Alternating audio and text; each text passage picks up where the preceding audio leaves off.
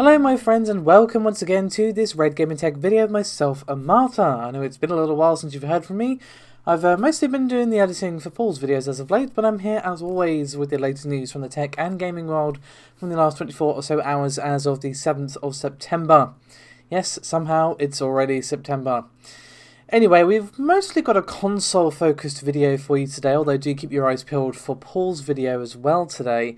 But we are going to kick things off with something regarding Intel's Jasper Lake. So before I get into the nitty gritty of everything that we need to discuss for this one, I just want to give credit to fanlesstech.com for leaking out this information. So the Jasper Lake CPU family is going to be a 10nm based Tremont Atom based architecture, and this particular architecture is exclusively for low power platforms, so things like mid-tier laptops and stuff like that. But it is still going to be delivering, at least according to Intel, a significant increase in IPC over the previous gen, which was Gemini Lake on a 14nm Goldmont architecture. Now, to get into specifics here, Intel themselves claim that Tremont delivers a average of 30% in IPC uplift over its predecessor, and they also state that it's super efficient. Now, of course, the Jasper Lake processors are not going to be the first chips to actually make use of Tremont. Intel's Lakefield SoCs are already using the Tremont architecture in a hybrid design. With all that said, however, the bulk of the information that Fanless Tech had to share with us today is actually some significant leaks for the SKUs. So we have the desktop SKUs, again Intel Jasper Lake. We have the Pentium Silver N605, 4 cores, 4 threads, 2 GHz up to 3.3 GHz and a max quad core burst, 4 megs of L2 cache.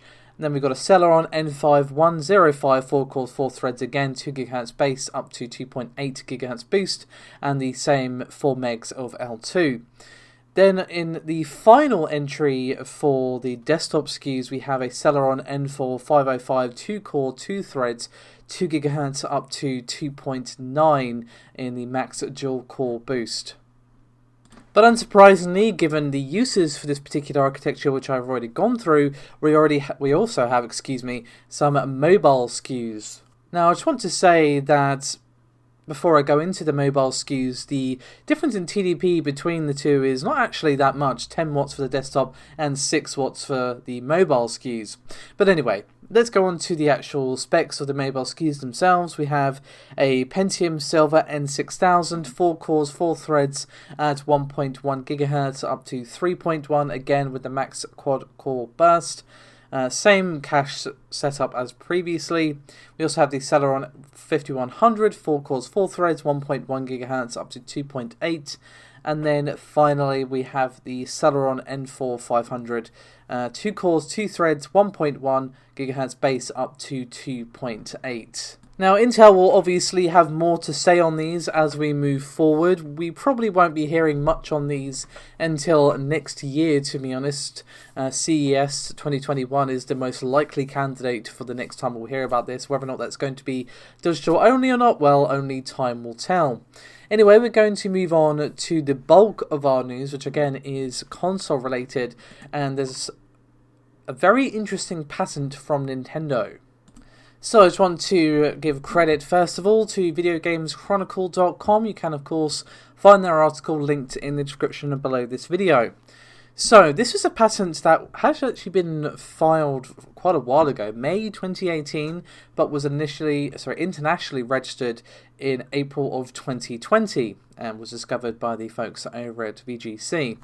So the patent includes some very interesting images of an updated Joycon design. So obviously, at the moment, the Joy-Cons, they can either connect to it's kind of hard to explain, kind of like a shell of a controller where you just slot the Joy-Cons in, and then it becomes a slightly bulky but more traditional controller, or of course they can be held separately in your hands, either by one person or two people, and obviously they can connect to the side of the screen themselves for undocked mode. But there's no sign of any such connectors in this new design, which is how the Joy-Cons are described in this particular patent. Now, this could very well be just some patents that they had for the original design of the Joy-Cons before they decided on a hybrid design for the Switch, or it could be something for the Switch Lite, because of course that has the controllers, it's all one standalone thing. Maybe it's like an add-on for that, so you can have extra controllers for that. Or it could be something else entirely. It's very tough to say, but I find it interesting that this is potentially going to be a thing. But of course, as always, pinch of salt TM is required.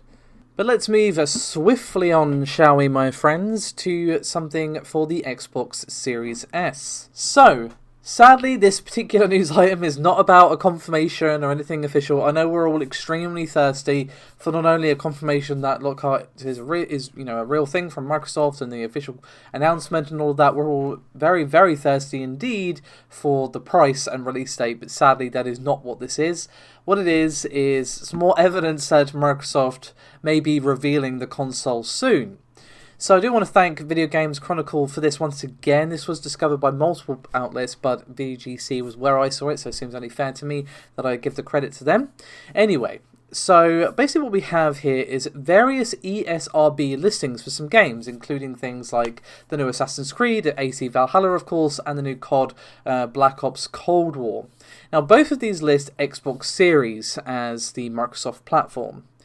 Now, as you can see in a tweet from Andrew Marmo, this actually isn't the case in other titles recently rated, including G.I. Joe Operation Blackout and Watch Dogs Legion. Both of these list the Xbox Series X. And to kind of further add some fuel to this fire that I've slowly been building over this topic, we also have PEGI, which is of course the European classification body. Anyone who lives in the UK or Europe will be very familiar with them. They are currently listing Xbox 2020 as the platform rather than Xbox Series X. Now the first one, where it just says Xbox Series, there is a very real possibility of course that it's just a mistake, because all it would take would be someone to not put in the letter and not notice. But also, you could argue that, well, other listings don't, and you would think they would check these sorts of things very, very carefully, because obviously it's very important that these games are rated appropriately by the ESRB so they can actually, sell them to customers. Now, obviously, the usual pinch of salt, etc. is required. You know the drill by this point. I'm sure you've got your RGT branded salt shaker next to you. Yes, that's a joke for anyone who calls me on it. But we've been really hoping and expecting an announcement from Microsoft for some time now. And this just kind of adds more evidence to the pile of evidence that we've kind of been having over the last month or however long it's been going on. So I would hope that this month brings an official reveal for not only Lockhart, but of course the price and release date for both of the consoles from Microsoft, as well as of course for Sony, because at this point they're coming out next month. We kind of need to know how much these things are going to cost. I mean, I don't know about you guys, calling me crazy, but that seems kind of important. I know, right? Crazy! Speaking of all things Xbox, we actually have yet another price leak for the Xbox Series X. Now, I will just say before I go into this that this is probably, inaccurate, to put it mildly, and you'll see exactly what I mean when I go into it. So, this is thanks to a user by the name of KV over on Twitter, so thanks to him for this. Of course, you find it linked below as usual. And he managed to locate an ad for Pringles, of all things, which accidentally leaked the price for the Xbox Series X, or the estimated price, I should say, for the Xbox Series X in South Africa. So, you can see an estimated value of R621000.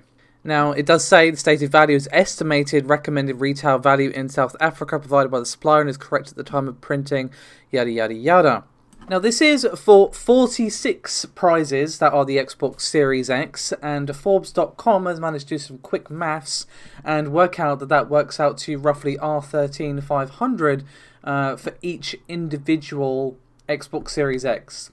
Now, this means that it would translate to roughly $815. Now, I think we can all agree that the Xbox Series X is not going to be that expensive. When it comes to international pricing, it is never going to be a one-to-one conversion. That's just not how it works.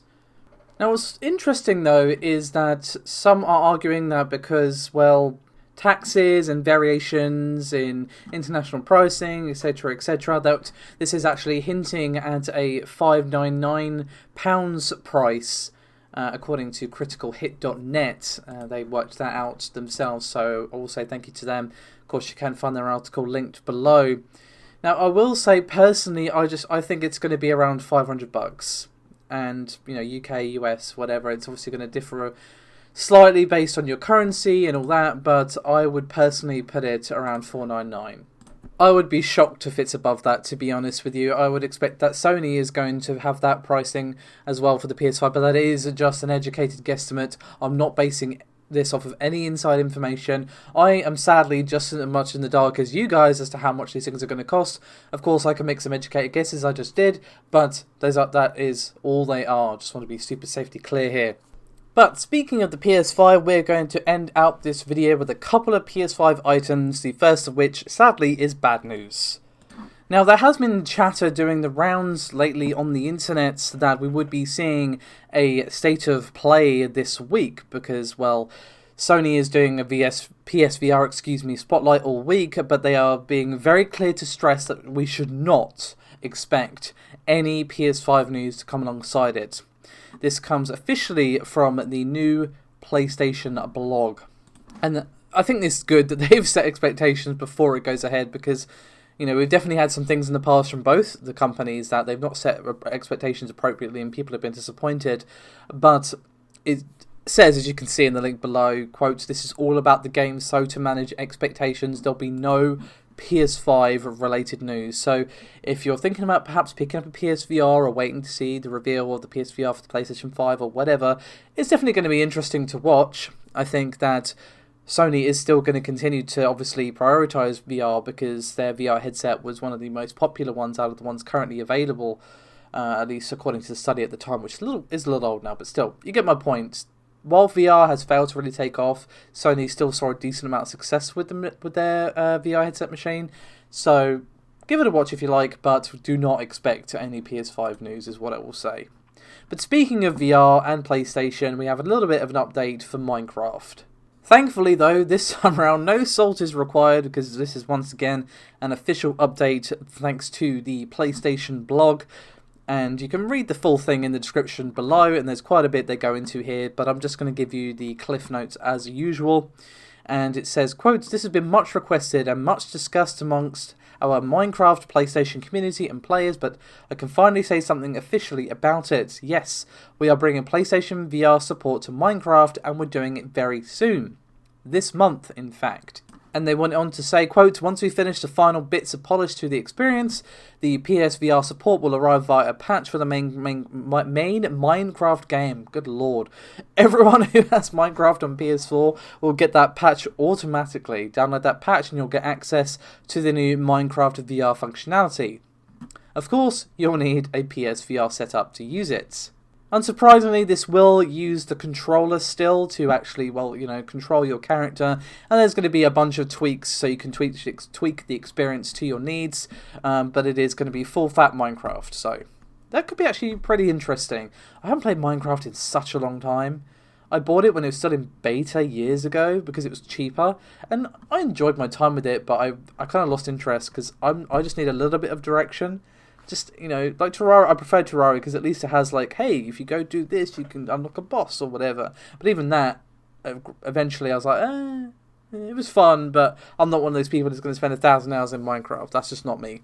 I'm not going to build a working calculator from redstone. That's crazy to me. I mean, don't get me wrong. People who do that, very impressive, but it's just not something I could see myself doing, ever. Anyway, that's completely off topic. But thank you so much for watching. As always, the support is highly appreciated. Do remember to like and subscribe if you haven't done so already. Oh, and if you don't know, we do have a Discord. You will find a link to it pinned in the description. And if I remember, it will be in the comment, but don't hold me to that. Anyway, thanks guys. See you next time.